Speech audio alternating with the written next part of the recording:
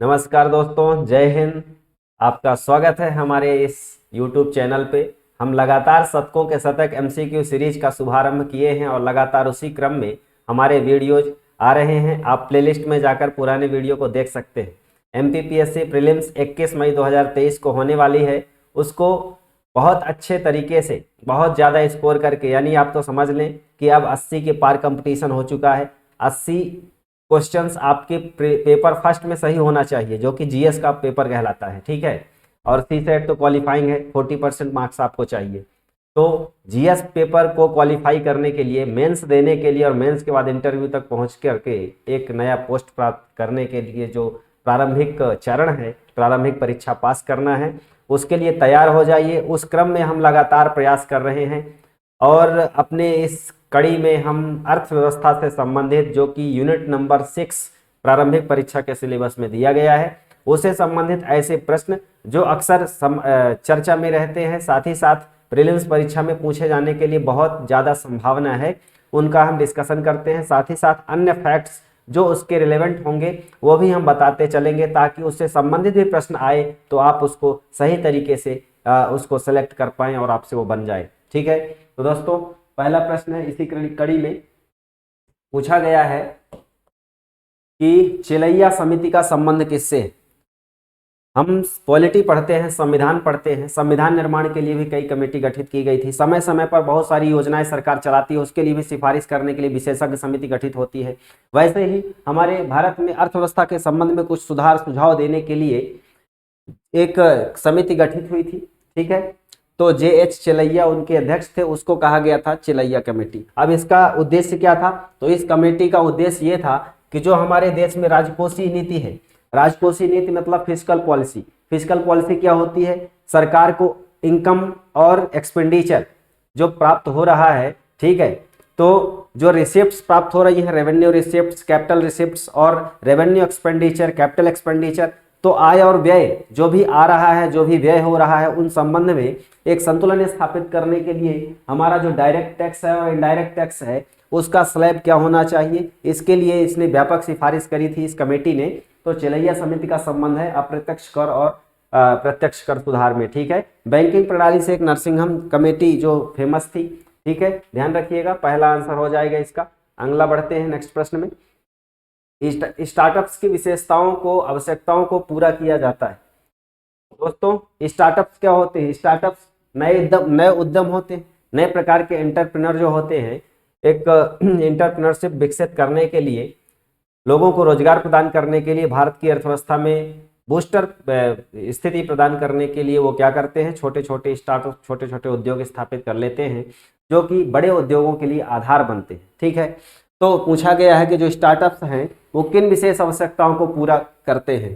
तो दूत निवेशकों को माध्यम से, जोखिम युक्त पूंजी से और भीड़ वित्त पोषण के माध्यम से किस रूप में प्राप्त काम करते हैं। तो दूत निवेशक जो होते हैं, ये मतलब जो इन्वेस्टर होते हैं, वो दूर मतलब किसी दूर क्षेत्र से ही, विदेश से भी हो सकता है, भारत के किसी अन्य राज्य से भी हो सकता है। तो वो इन्वेस्टमेंट करते हैं और किसी भी प्रोजेक्ट को चालू करते हैं, उत्पादन से रिलेटेड, सेवा से रिलेटेड, ठीक है। जोखिम युक्त पूंजी मतलब, जोखिम युक्त पूंजी क्या कहलाती है? जोखिम युक्त पूंजी से आशय ऐसी पूंजी से है, जैसे आप कोई नई कंपनी खोले पहली बार, जरूरी नहीं है कि वो बहुत ज़्यादा पॉपुलर हो जाएगी स्टार्ट में ही, यानी कुछ समय आपको जो है घाटा या स्थिरता के साथ आपका काम चलाना पड़ेगा। जब उसकी पॉपुलैरिटी बढ़ जाएगी तब आपको प्रॉफिट आना शुरू हो जाएगा। तो प्रारंभिक रूप से यदि कोई उद्योग स्थापित कर रहे हैं, उसमें लगाई जाने वाली पूंजी जोखिम पूंजी कहलाती है, क्योंकि उसके सक्सेस होने की संभावना बिल्कुल कम मानी जाती है या उसकी कोई संभावना नहीं रहती है, ठीक है। डिपेंड करता है आगे कैसी डिमांड होती है। भीड़ वित्त पोषण के माध्यम से, भीड़ का मतलब बहुत ज़्यादा जब सरकार को या किसी भी उद्यमी को वित्त पोषण मिल जाता है, यानी सरकार के माध्यम से अनुदान मिल जाता है, ठीक है, ग्रांट मिल जाता है, तो उसको आसानी होती है स्टार्टअप्स बढ़ाने के लिए। तो ये सारा वित्त पोषण होगा, पूंजी होगी, निवेशक होंगे, लोगों को रोजगार मिलेगा, ये सारे जरूरतों को कवर करता है ये स्टार्टअप्स। भारत में 16 जनवरी सन 2016 को प्रारंभ किया गया था स्टार्टअप इंडिया मिशन, ठीक है, जो नए स्टार्टअप्स खोलने के लिए प्रोत्साहित करता है। आगे बढ़ते हैं। अशोक चंद्रा द्वारा भारत में आर्थिक मंत्रिपरिषद किसको कहा गया है? दोस्तों, अशोक चंद्रा एक अर्थशास्त्री हैं। इन्होंने आर्थिक मंत्रिपरिषद कहा था योजना आयोग को। योजना आयोग की स्थापना मंत्रिमंडल के कार्यकारी समिति के द्वारा 1950 में की गई थी, 15 मार्च 1950 को। बाद में 1 जनवरी 2015 को इसके स्थान पर आ गया है नीति आयोग। ठीक है, नीति आयोग आ गया है और यह भारत सरकार का थिंक टैंक के रूप में काम करता है भारत में पूरे राष्ट्र के लिए। पहले ये योजना आयोग स्थापित था। यह योजना आयोग क्या करता था? पंचवर्षीय योजनाओं के निर्माण के बारे में काम करने वाला निकाय था। तो ये जो है अशोक चंद्रा जो थे, इन्होंने इसको आर्थिक मंत्रिपरिषद कहा था। आर्थिक मंत्रिपरिषद इसलिए कहा था क्योंकि यह योजना आयोग योजना निर्माण का काम करता था, यानी इसमें आर्थिक विशेषज्ञ शामिल रहते थे जो आर्थिक मामलों पर निर्णय करते थे। इसीलिए इसको हम आर्थिक मंत्रिपरिषद की संज्ञा से जानते हैं। अशोक चंद्रा जी के द्वारा कहा गया था, ध्यान रखिएगा। वित्त आयोग अनुच्छेद 280 में उल्लेख है। केंद्रीय मंत्रिपरिषद कौन सी होती है? जिसमें सारे मंत्री और प्रधानमंत्री शामिल होते हैं। प्रशासनिक सुधार आयोग 2 बार गठित हुआ था, 1966 से 69 तक, और दूसरा 2004-05 में। 66 से 69 तक जब गठित हुआ था तो मोरारजी देसाई उसके पहले अध्यक्ष थे, के हनुमंथैया उसके बाद में बने थे, और 2004-05 में तत्कालीन पेट्रोलियम मंत्री एम वीरप्पा मोइली की अध्यक्षता में गठित हुआ था प्रशासनिक सुधार आयोग। ठीक है, चलिए आगे बढ़ते हैं। भारत सरकार की नीति आयोग जो आर्थिक नीति निर्धारण का काम करता है, उसका फुल फॉर्म पूछा गया है। तो बहुत सारे प्रश्न का स्वरूप देख करके आप कंफ्यूज ना हो, भयभीत ना हो, डरे ना, क्योंकि प्रश्न का बड़ा संरचना का रूप हमें ये दिखाता है कि हम उस समझ को उसके प्रश्न से ही आंसर निकाल सकते हैं। जैसे इतना सारा पूरा बोर्ड भर चुका है और लिखा गया है कि नीति आयोग एक चिंतन समूह है। नीति आयोग का पूरा रूप बताइए।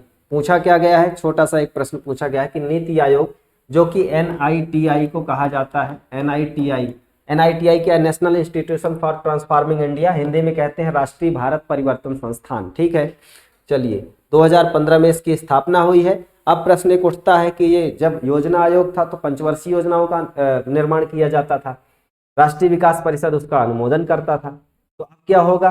तो अब भारत सरकार ने 15 साल का दीर्घ सूत्री एजेंडा तैयार कर दिया है, दीर्घकालिक एजेंडा 15 साल के लिए नीति आयोग के द्वारा। लेकिन इसमें यह विशेषता है कि समय समय पर जो भी प्रोजेक्ट इसके अंतर्गत लाए गए हैं 15 साल के विकास के लिए, उसकी समय समय पर समीक्षा की जाएगी। कौन सा प्रोजेक्ट कितना उसकी उन्नति हुई, क्या उसमें खामियां हैं, उनको तत्समय सुधार लिया जाए। ये नहीं कि 15 साल बाद उनका मूल्यांकन हो, ऐसा प्रावधान नहीं है। इसमें हर साल मूल्यांकन हो ताकि समय पर उस प्रोजेक्ट को पूरा किया जा सके। ये इसकी बहुत बड़ी विशेषता है और सरकार का पंचवर्षीय योजना को बंद करने के पीछे यही प्रमुख मंशा थी। ठीक है, इसका हमने देख लिया, आगे बढ़ते हैं। नेशनल प्लानिंग कमेटी का गठन कब किया गया था? दोस्तों, हमारा भारत जब गुलाम था अंग्रेजों के, तब समय से ही देश में आर्थिक विकास के लिए परिकल्पना की जाने लगी थी। हमारे भारत में बड़े बड़े महान अर्थशास्त्री भी हुए हैं, राजनीतिक भी हुए हैं, जैसे दादा भाई नौरोजी। 1867-68 में प्रति व्यक्ति आय का अनुमान बता दिया था 20 रुपए। तत्कालीन समय में रुपया की वैल्यू बहुत ज्यादा थी, लोगों के पास रुपए नहीं होता था, आने पैसे ऐसे जो कीमत में धन उनके पास हुआ करता था। ठीक है, आज जो है जिसके पास करोड़ों अरबों हैं तो मानते हैं कि उसके पास पैसा है। पहले किसी के पास रुपया, अगर एक महीना में इनकम 1 रुपया मिल जाती थी, उसके लिए बहुत बड़ा हुआ करता था। ठीक है, तो ध्यान रखेंगे प्लानिंग कमेटी। तो देश में जब प्लानिंग कमेटी यानी देश में जो शासन स्वरूप अगर भारत के हाथों में आ जाता है तो भारत उन्नति कैसे करेगा, भारत की इकोनॉमी कैसे चले। तो जब देश के बुद्धिजीवियों ने विभिन्न देशों का अध्ययन किया, विभिन्न देशों की व्यवस्था का अध्ययन किया, तो उन्हीं में से एक प्रमुख नेता थे हमारे नेताजी सुभाष चंद्र बोस। कौन थे? नेताजी सुभाष चंद्र बोस। ये आज के जिस हम परीक्षा की तैयारी कर रहे हैं डिप्टी कलेक्टर की, उससे बड़ा होता है कलेक्टर का पद यानी IAS। उस समय अंग्रेजों के जमाने में ICS कहा जाता था। ICS की परीक्षा इन्होंने उत्तीर्ण कर ली थी, लेकिन देश प्रेम का जज्बा रखे यह भारतीय, इन्होंने देशभक्त के रूप में अपने देश की सेवा को चुना और भारत आए। देशबंधु चित्तरंजन जी के साथ मिलकर के भारतीय राजनीति में इन्होंने प्रवेश लिया और देशबंधु चित्तरंजन दास इनके राजनीतिक गुरु कहलाए इस प्रकार से। ठीक है, तो नेताजी ने कांग्रेस पार्टी से जुड़ करके देश के विकास में अपना योगदान देने का जज्बा रखा और 1938 का एक हरिपुरा अधिवेशन हुआ था, हरिपुरा अधिवेशन गुजरात में। ठीक है, उसमें यह जो है अध्यक्ष थे। किसमें? 1938 में। 1939 में त्रिपुरी कांग्रेस, जबलपुर में त्रिपुरी है, वर्तमान नाम पुराना नाम तेवर था। ठीक है। तेवर त्रिपुरी वर्तमान में तिलवाड़ा घाट जिसको बोलते हैं जबलपुर में ही है, उस क्षेत्र में त्रिपुरी नामक स्थान पे 1939 में भी अधिवेशन हुआ था कांग्रेस का, जिसके अध्यक्ष भी सुभाष चंद्र बोस जी थे। और बाद में गांधी जी से कुछ मुद्दों पर मतभेद हुआ था, बाद में उन्होंने फॉरवर्ड ब्लॉक नामक नई पार्टी बना ली थी, इससे त्यागपत्र दे दिया था। तो सुभाष चंद्र बोस जब अध्यक्ष बन गए कांग्रेस के, इन्होंने एक प्रोजेक्ट रखा कि देश का विकास कैसा होना चाहिए, इसके लिए नेशनल प्लानिंग कमेटी बनाई गई। जैसे आज नीति आयोग है, योजना आयोग था, वैसे पहले ही परिकल्पना कर ली गई थी नेशनल प्लानिंग कमेटी की, और उसकी गठन करने वाले व्यक्ति थे सुभाष चंद्र बोस। लेकिन इस कमेटी के अध्यक्ष कौन थे, तो ध्यान रखिएगा, दो प्रश्न पूछे जा सकते हैं, बहुत कंफ्यूज होंगे आप, तो उसको स्पष्ट कर दूं। यदि पूछा जाए गठन किसने किया, तो सुभाष चंद्र बोस ने किया। क्यों? क्योंकि कांग्रेस के अध्यक्ष थे। अब गठन करने के बाद इस कमेटी का जो अध्यक्ष बने, चेयरमैन बने, वो थे पंडित जवाहरलाल नेहरू। ठीक है, पंडित जवाहरलाल नेहरू इस कमेटी के अध्यक्ष थे। ठीक है, अगर पूछे अध्यक्ष तो अध्यक्ष बताएंगे आप जवाहरलाल नेहरू को, लेकिन यदि कमेटी का गठन करने वाला व्यक्ति कौन होगा, तो गठन करने वाला मुखिया होगा, तो उसमें अध्यक्ष सुभाष चंद्र बोस थे। तो गठनकर्ता सुभाष चंद्र बोस और अध्यक्ष उसके कौन होंगे, जवाहरलाल नेहरू। इस बात को स्पष्ट रूप से जान लें। आगे बढ़ते हैं। निम्नलिखित में से किस पंचवर्षीय योजना का उद्देश्य आत्मनिर्भरता, शून्य विदेशी सहायता घोषित करना था? यह स्पष्ट रूप से कथन बताता है कि यदि हम क्या हो जाएं, आत्मनिर्भर बन जाएं, किसी पर पराधीन न रहें। तो कहा भी गया है कि नहीं चाहते अच्छा खाना, पराधीन होकर सुख पाना, सब कुछ सहूंगा फिर भी गुलाम नहीं रहूंगा। ऐसा जो देश गुलाम था उस समय, जो हमारे भारतीय थे, उन्होंने सपना देखा था कि सब कुछ सहूंगा, भूखे रह लूंगा, लेकिन पराधीन होना नहीं चाहेंगे। ठीक है, तो पराधीनता पाप है, ऐसा था। तो इसमें हमारा देश जब स्वतंत्र हो गया, उस समय अनाज की कमी थी, जनसंख्या 36 करोड़ से ज़्यादा थी, साथ ही साथ यहाँ सूखा, बहुत सारी समस्याएं भी थी। विश्व युद्ध हमारे देश में, भारत पाक युद्ध भी हुआ, चीन युद्ध भी हुआ। इस समय इस कारण से आर्थिक रूप से नुकसान भी हुआ। तो भारत की किस पंचवर्षीय योजना में आत्मनिर्भरता लक्ष्य और शून्य विदेशी सहायता, माने हम जो विदेशों से सहायता ले रहे हैं, अमेरिका से गेहूं मंगवा रहे हैं खाने के लिए और कर्ज भी ले रहे हैं, इन सबको कम किया जा सके, शून्य स्तर पर लाया जा सके, यानी हम आत्मनिर्भर बन जाएं। ऐसा कौन सी पंचवर्षीय योजना का उद्देश्य था? 5वीं पंचवर्षीय योजना का उद्देश्य था। और यही एक पंचवर्षीय योजना है जिसका लक्ष्य 1974 से 79 तक था, लेकिन यह योजना 1974 से 78 तक चल पाई, क्योंकि 1978 में जब चुनाव हुआ, दूसरी पार्टी की सरकार आ गई 77 में, जब इंदिरा गांधी जी ने आपातकाल लगाया था 75 में, तो उसके बाद में व्यापक आंदोलन हुए, विद्रोह हुआ, विरोध हुआ। यह सरकार 5 साल पूरा, यह पंचवर्षीय योजना पूरा अपना कार्यकाल नहीं कर सकी, सरकार बदल गई योजना और इसको समाप्त कर दिया गया पंचवर्षीय योजना को। ठीक है, तो यही पंचवर्षीय योजना का उद्देश्य था, आत्मनिर्भरता और शून्य विदेशी सहायता। इस बात को ध्यान रखेंगे। आगे बढ़ते हैं। भोजन काम उत्पादन का नारा किसमें दिया गया था? दोस्तों, भोजन काम उत्पादन ये व्यक्ति की बेसिक जरूरतें होती हैं। हमें भोजन चाहिए, एनर्जी होगी तो हम काम कर पाएंगे, काम चाहिए, रोजगार चाहिए। अगर रोजगार नहीं रहेगा तो वो फालतू की चीज़ों में बिजी रहेगा। चोरी डकैती इसके सामाजिक अपराध के उदाहरण हैं। इसके अलावा उत्पादन होगा, प्रोडक्शन बढ़ेगा तो उसकी कीमत यानी वैल्यू होगी तो देश में जीडीपी बढ़ेगी, निर्यात होगा। ठीक है, इस तरीके से हमारे देश का विकास होगा और विश्व में हम योगदान दे पाएंगे। तो भोजन काम उत्पादन का नारा किसमें दिया गया था? ये 7वीं पंचवर्षीय योजना का टैगलाइन था। तो 7वीं पंचवर्षीय योजना की टैगलाइन थी क्या? भोजन काम और उत्पादन। गरीबी हटाओ किस पंचवर्षीय योजना का उद्देश्य था? 5वीं। ठीक है, चलिए आगे बढ़ते हैं। योजना में कोर सेक्टर क्या होते हैं? कोर सेक्टर क्या है? तो योजना में कोर सेक्टर से तात्पर्य समझ लीजिए। आप प्रारंभिक परीक्षा को पास करके मेंस परीक्षा देंगे। मेंस परीक्षा में जो पेपर प्रश्न पत्र 1, प्रश्न पत्र 2, प्रश्न पत्र 3, तीनों पेपर 300 नंबर के होते हैं, यानी 900 पूर्णांक हुआ।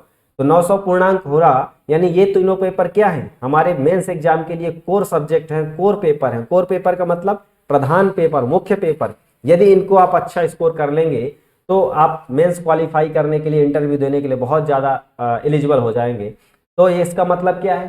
Core sector. भारत में ऐसे कुछ कोर सेक्टर हैं, कोर एरियाज हैं जिनका विकास अवश्यम भावी है। इसका मतलब उनका करना ही चाहिए। यदि वो विकास नहीं होगा तो देश के आर्थिक विकास में व्यापक रूप से परिवर्तन नहीं आएगा और अनुकूल विकास नहीं हो पाएगा।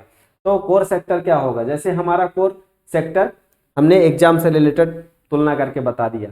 तो इसमें क्या होगा? कृषि बढ़ाया जाए, रक्षा बढ़ाया जाए, लोहा इस्पात उद्योग बढ़ाया जाए, या चयनित आधारभूत उद्योग बढ़ाया जाए? इसके लिए है चयनित आधारभूत उद्योग। ठीक है, चयनित आधारभूत उद्योग कैसे? जैसे मशीनों के लिए लोहा इस्पात उद्योग को बढ़ावा दिया जा सकता है। इन क्षेत्रों के माध्यम से रक्षा उत्पादन भी होगा, कृषि के लिए उपकरण भी मिलेंगे, यानी सबका बेस क्या है, उस बेस को बढ़ाया जाए तो इसका हो जाएगा चयनित आधारभूत उद्योग। ठीक है, और इसमें कोर सेक्टर में 8 क्षेत्र प्रमुख रूप से शामिल होते हैं। जैसे एक होता है उर्वरक का क्षेत्र, जो खेती के लिए लाभदायक होगा। दूसरा आता है सीमेंट, सीमेंट भी निर्यात और विकास के लिए, निर्माण के लिए फेमस होगा। इसके अलावा और क्या आता है? रिफाइनरी प्रोडक्ट आते हैं। ठीक है, रिफाइनरी प्रोडक्ट के अलावा क्या आता है? एनर्जी के क्षेत्र में आता है विद्युत, विद्युत के अलावा क्या आता है? पेट्रोलियम, पेट्रोलियम के बाद क्या आता है? प्राकृतिक गैस। ठीक है, पेट्रोलियम के बाद प्राकृतिक गैस। ठीक, और ये उर्वरक, सीमेंट, रिफाइनरी, ये हो गए, यानी टोटल 8 हैं। कोयला भी हो गया। ठीक, तो ये सारे क्षेत्र 8 कोर सेक्टर में आते हैं। इनका विकास ही देश के लिए प्रधान विकास में सहायक होगा। आगे बढ़ते हैं। Planning and the poor, planning and the poor किसकी रचना है? बहुत सारे ऐसे प्रश्न भी आ जाते हैं जिसमें उनके रचनाकारों के नाम पूछा जाता है। BS मिन्हास अर्थशास्त्री हैं, इन्होंने रचा है प्लानिंग एंड द पुअर, योजना और गरीबी। ठीक है, जैसे प्लान्ड इकोनॉमी फॉर इंडिया किसकी रचना है? ऐसे प्रश्न पूछे जा सकते हैं। चलिए आगे बढ़ते हैं। कैशलेस लेन देन को बढ़ावा देने के लिए भारत सरकार ने किस कमेटी का गठन किया था? ठीक है, रोजमर्रा के हम न्यूज़पेपर्स पढ़ते रहें, रिवीजन करते रहें, तो ऐसे प्रश्न भी हमें याद हो जाते हैं।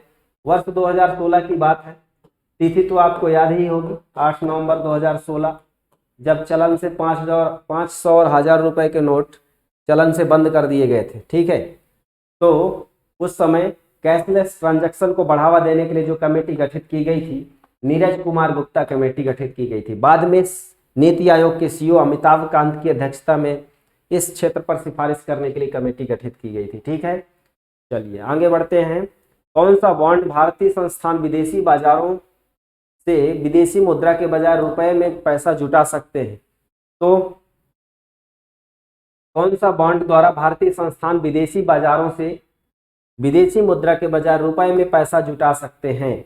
इसके लिए समझौता किया है, मसाला बॉन्ड कहलाता है। वो भारत का पहला बैंक था HDFC बैंक, जिसने लंदन स्टॉक एक्सचेंज में, लंदन स्टॉक एक्सचेंज, ठीक है, ये पहली बार लंदन स्टॉक एक्सचेंज के साथ समझौता किया था कि जो भी भारत का इन्वेस्टमेंट होगा, भारत के इन्वेस्टर्स हैं, उनमें हम विदेशी मुद्रा के बजाय रुपए में पैसा को क्या कर सकेंगे? कलेक्ट कर सकेंगे, उसमें हम एंगेज कर सकेंगे। तो मसाला बॉन्ड उसको नाम दिया गया था। ध्यान रखिएगा, मसाला बॉन्ड भारत के रुपए में विदेशी मुद्रा के बजाय कन्वर्टन से रिलेटेड है। आगे बढ़ते हैं। भारत सरकार द्वारा अनुमोदित सक्षम परियोजना क्या है?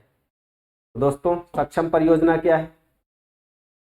सक्षम परियोजना है नवीन अप्रत्यक्ष कर नेटवर्क से रिलेटेड है। ठीक है, नवीन अप्रत्यक्ष कर नेटवर्क से रिलेटेड है सक्षम परियोजना, यानी GST और अन्य कर जो भी लगाए जाते हैं उनके संबंध में व्यवस्थित तंत्र का विकास करने के लिए सक्षम परियोजना लगाई गई थी। यह इकोनॉमिक्स से रिलेटेड है, ना कि कोई दिव्यांगजन कल्याण से रिलेटेड है। ऐसे शब्द से याद रखिएगा। ठीक है, चलो आगे बढ़ते हैं। भारत में निम्नलिखित में से किसके योग से सुलभ मुद्रा बनती है? अब सुलभ मुद्रा क्या होती? सुलभ मुद्रा का मतलब जो आसानी से मिल जाए। एक सुलभ होगा, एक दुर्लभ होगा। सुलभ मुद्रा क्या होगी? जो आसानी से मिल जाए। जैसे हम बाजार में जाते हैं, चॉकलेट लेते हैं, 10 रुपए का नोट देंगे उसको, ये तरल मुद्रा है, ये सुलभ मुद्रा है। लेकिन यदि मेरे पास डेबिट कार्ड है और सामने वाले को हमें भुगतान करना है, लेकिन उसके पास स्वाइप मशीन नहीं है, तो आप डेबिट कार्ड लिए हो, स्वाइप नहीं कर पाओगे, उसको पेमेंट नहीं कर पाओगे। ये क्या हो गई? दुर्लभ मुद्रा हो गई उसकी अपेक्षा। यदि आप डॉलर लिए हो और उसके पास सामान लिए हो 100 रुपए का, डॉलर में पेमेंट कैसे करोगे? ये दुर्लभ मुद्रा। सुलभ मुद्रा क्या है? जो चलन में आसानी से रहती है, तरल मुद्रा। आप कैश लिए हो ज़्यादा, या किसी को ट्रांजैक्शन ऑनलाइन कर रहे हो, तुरंत जो चलन में है उसको हम तरल मुद्रा कहते हैं। तो पूछा गया है तरल मुद्रा किसके किसके योग से बनती? तो देखते हैं। जनता के पास करेंसी, जनता के पास करेंसी, पूरी जनता के पास देश में, किसी के पास 2000 है, किसी के पास 1000 है, किसी के पास लाखों रुपए है, घर में रखे हैं जो लोग। कुछ लोग फंस भी जाते हैं जो करोड़ों रुपए रखे रहते हैं, पता नहीं चलता। ठीक है, तो वो लोगों की पैसा क्या कहलाता है, तरल मुद्रा। दूसरा बैंकों की जमा राशि, बैंकों के पास भी कुछ पैसा जमा रहता है कैश में, जिसको वो लोन दे सकते हैं या जिसका खाता में पैसा जमा है वो कभी भी निकाल सकता है। तो ये बैंकों के पास जो जमा है वो भी सुलभ मुद्रा है। बैंकों में सावधिक जमा राशि ये नहीं शामिल है, क्यों? क्योंकि यदि कोई आप सावधि जमा खाता जो होता है, आप 10 साल के लिए पैसा जमा कर दिए हो, ना तो उसको ना तो आप निकाल सकते हो ना कुछ कर सकते, ठीक, तो वह तरल मुद्रा नहीं आएगी, क्योंकि 10 साल के लिए आपने कर दिया है तो 10 साल तक कुछ नहीं कर पाओगे, यानी वो बाहर नहीं आएगा पैसा आपका, ठीक है। दूसरा आप नेक्स्ट है भारतीय रिजर्व बैंक में अन्य जमा राशि।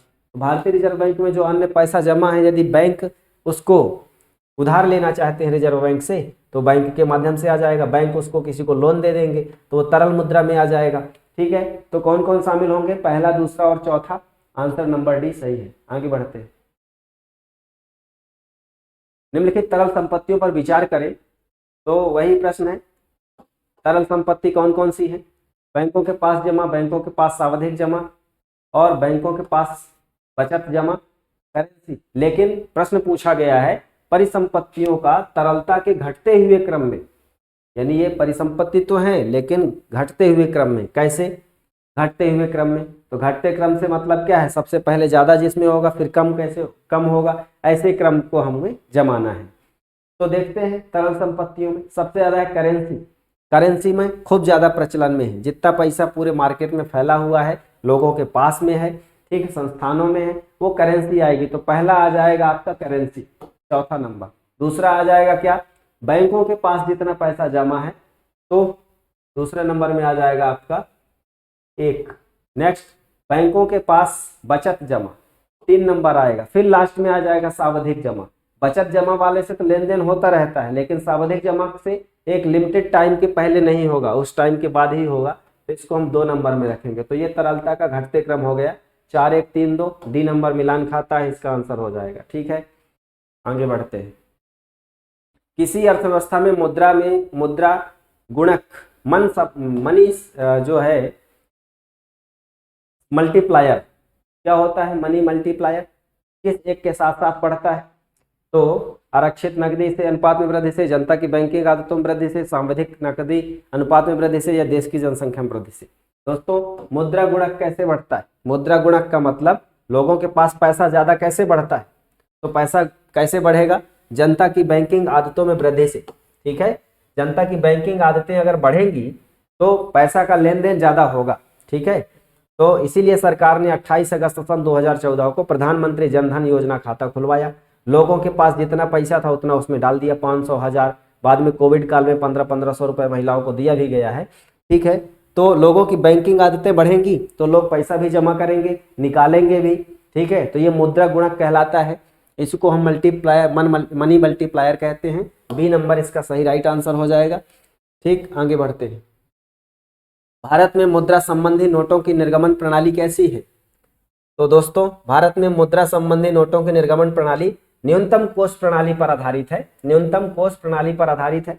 पहले 1956 में इसको 515 करोड़ रुपए रखा गया था, जिसमें स्वर्ण और अन्य प्रतिभूतियों को भी शामिल किया गया था, लेकिन 1957 में 200 करोड़ रुपए इसका न्यूनतम कोष रखा गया है, ठीक है। तो ये न्यूनतम कोष प्रणाली पर आधारित है, इसीलिए यही वो शर्त है जिसके आधार पर हम कहते हैं कि जब लोगों के पास पैसा नहीं है तो सरकार बैंक के माध्यम से पैसा छपवा कर, नोट छपवा कर जनता में वितरित क्यों नहीं कर देती?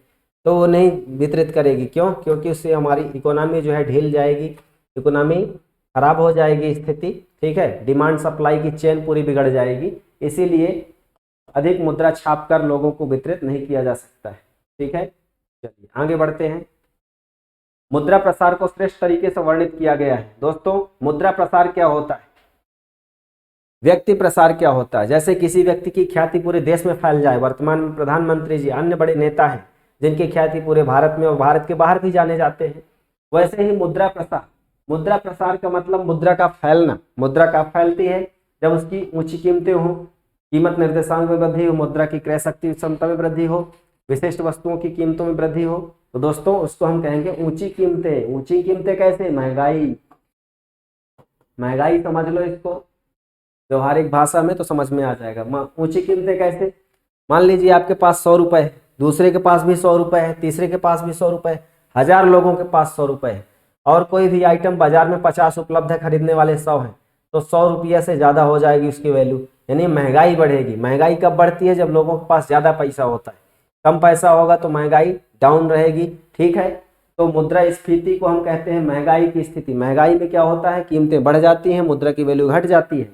पहला आंसर हो जाएगा इसका। ठीक है, नेक्स्ट है क्या?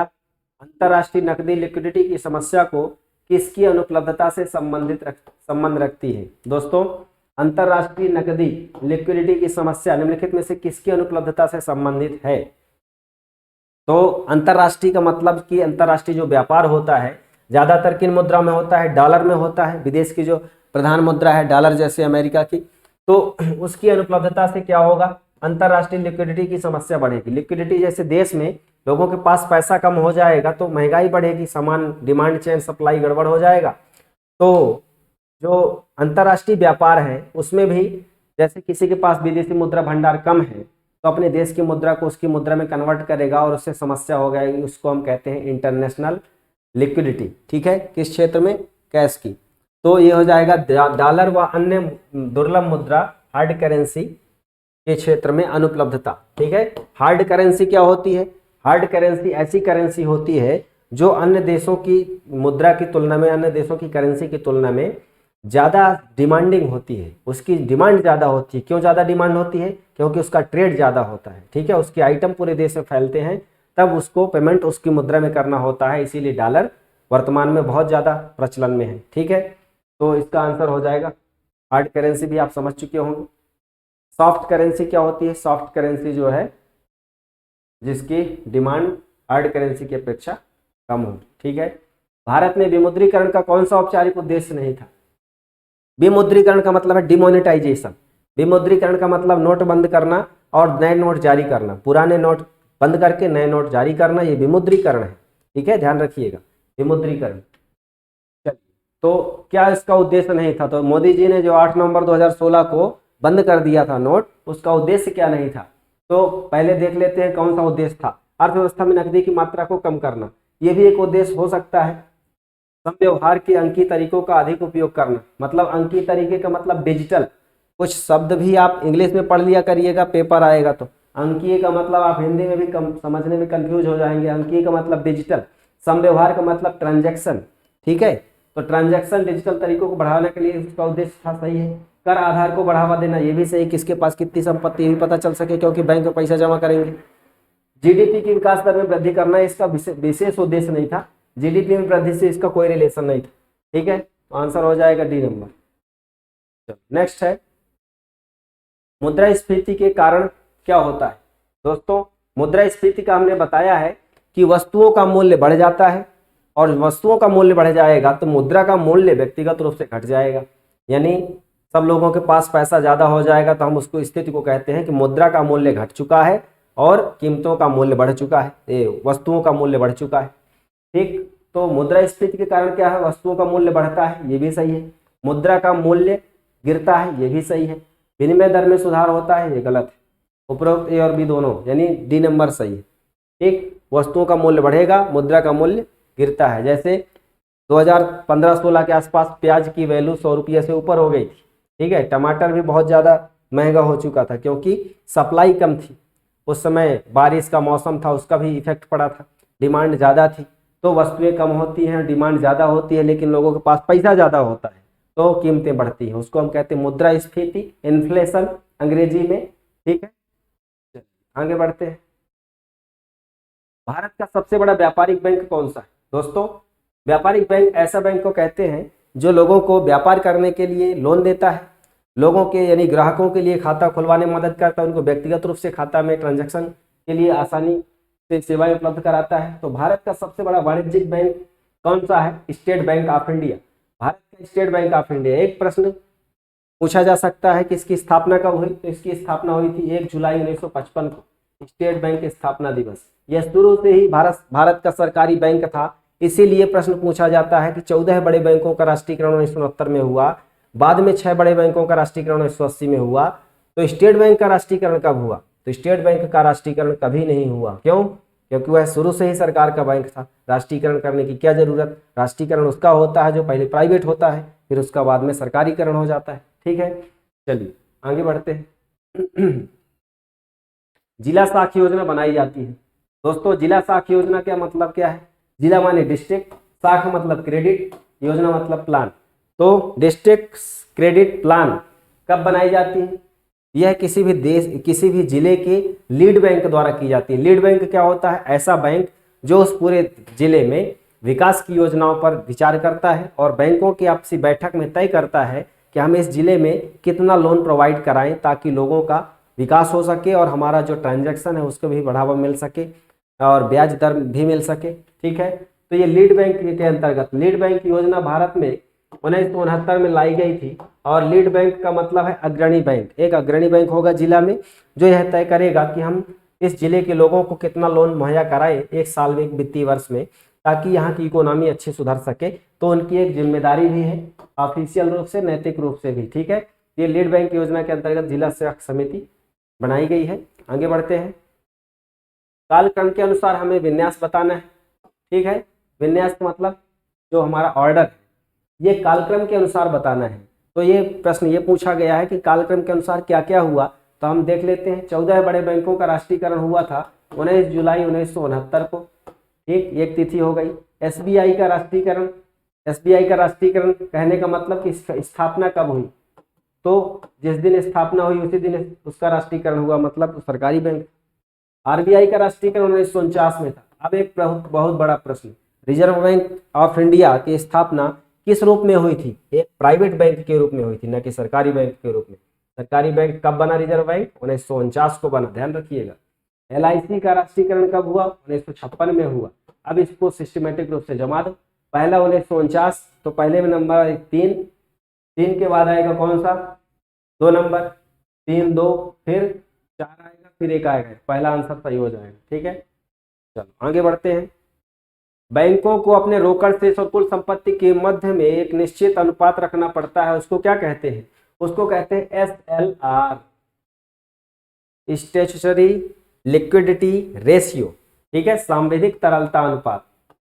ये क्या होता है भैया, ये ऐसा होता है कि जब तरलता बढ़ जाती है, लोगों के पास पैसा बहुत हो जाता है, रिजर्व बैंक घबरा जाता है, बोलता है अब लोगों के पास से पैसा कैसे भी समेट लिया जाए, यानी पास में ले लिया जाए। उसको हम कहते हैं हार्ड मनी पॉलिसी। एक होती है चीप मनी पॉलिसी या टाइट मनी पॉलिसी, एक होती है हार्ड मनी पॉलिसी। ठीक है, तो चीप मनी पॉलिसी में क्या करते हैं, मुद्रा को बढ़ा दिया जाता है बाजार में, यानी SLR को हम क्या करते हैं, SLR को कम कर देते हैं। लेकिन यदि SLR बढ़ा दिया जाएगा, इसका मतलब जितने परसेंट रिजर्व बैंक SLR की दर निर्धारित कर देगा उतना परसेंट पैसा वो बैंक अपने पास रखेगा, परिसंपत्ति के रूप में या प्रतिभूति के रूप में, सिक्योरिटी के रूप में, सोना के रूप में, कैसे भी रखेगा। उस पैसे का लोन वो नहीं दे सकता किसी को।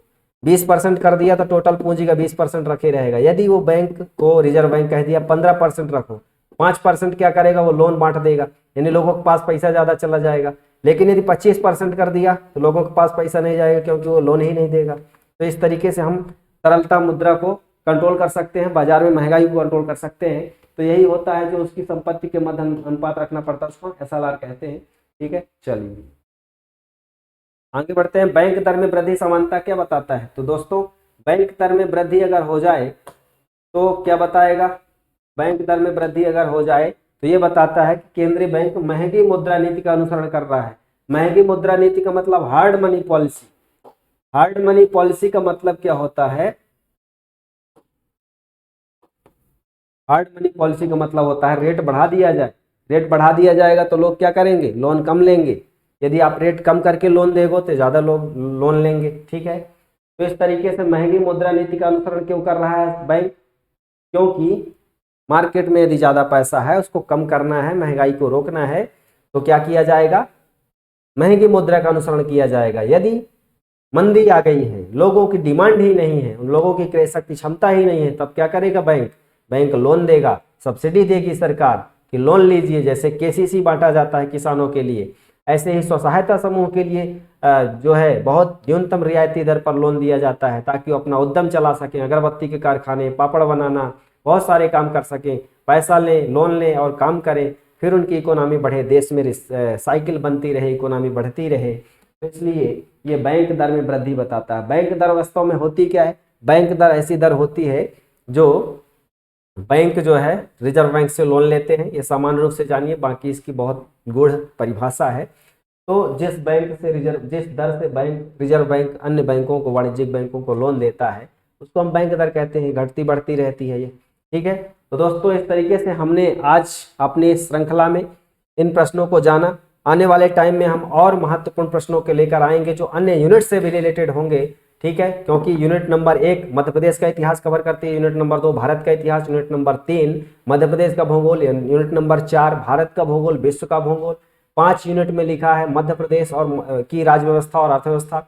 यूनिट नंबर 6 में लिखा है भारत की राज्य व्यवस्था और अर्थव्यवस्था। 7 में लिखा है विज्ञान पर्यावरण। 8 में करंट अफेयर्स। 9 में रोबोटिक्स, सूचना प्रौद्योगिकी। और 10 में संविधिक और संवैधानिक संस्थाएं यानी आयोग। ये हमारी 10 यूनिट का बटा हुआ सिलेबस है। आप सिलेबस को देखते हुए तैयारी करें और प्रीलिम्स एग्जाम बहुत आसानी से निकल जाएगा। बहुत आसान है, रिवीजन करते रहें, पढ़ते रहें, हमसे यूं ही जुड़े रहें, अपना सहयोग देते रहें। धन्यवाद। जय हिंद, जय भारत।